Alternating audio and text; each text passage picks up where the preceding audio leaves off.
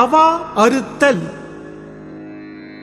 அவா என்ப எல்லா உயிர்க்கும் எஞ்ஞான்றும் தவா பிறப்பு ஈனும் வித்து. எல்லா உயிர்களுக்கும் எக்காலத்திலும் ஒழியாமல் வருகின்ற பிறவி துன்பத்தை உண்டாக்கும் வித்து அவா என்று கூறுவர். வேண்டுங்கால் வேண்டும் பிறவாமை மற்று அது வேண்டாமை வேண்டவரும். ஒருவன் ஒன்றை விரும்புவதானால் பிறவா நிலைமையை விரும்ப வேண்டும். அது அவா அற்ற நிலையை விரும்பினால் உண்டாகும்.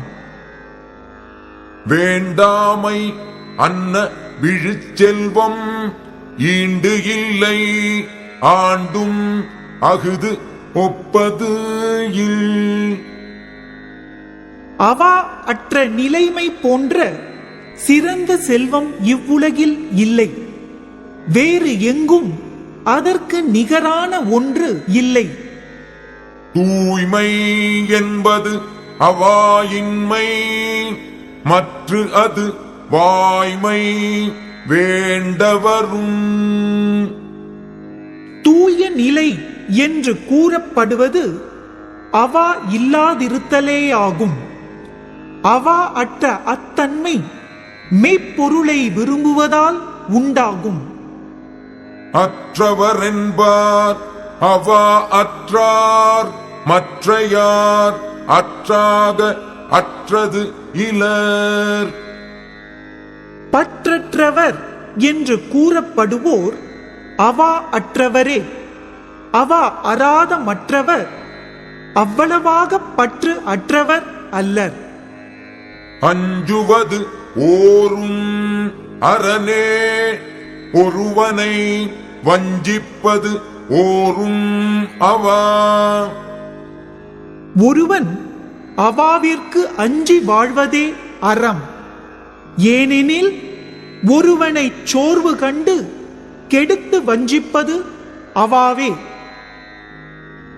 அவாவினை ஆற்ற அறுப்பின் தவா வினை தான் வேண்டும் ஆற்றான் வரும்.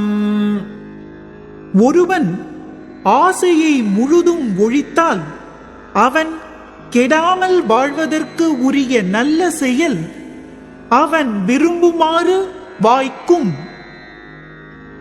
அவா இல்லார்க்கு இல்லாகும் துன்பம் அகுது உண்டேல் தவாது மேன்மேல் வரும்.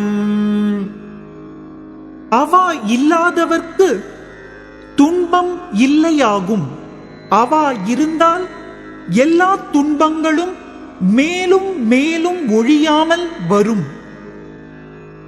இன்பம் இடையராது ஈண்டும் அவா என்னும் துன்பத்துள் துன்பம் கெடின். அவா என்று சொல்லப்படுகின்ற துன்பங்களுள் பொல்லாத துன்பம் கெடுமானால் இவ்வுலகிலும் இன்பம் இடையறாமல் வாய்க்கும்.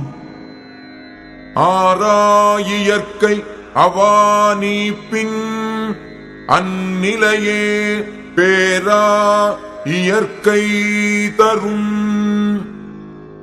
ஒருபோதும் நிரம்பாத தன்மை உடைய அவாவை ஒழித்தால் ஒழித்த அந்நிலையே எப்போதும் மாறாதிருக்கும் இன்ப வாழ்வை தரும்.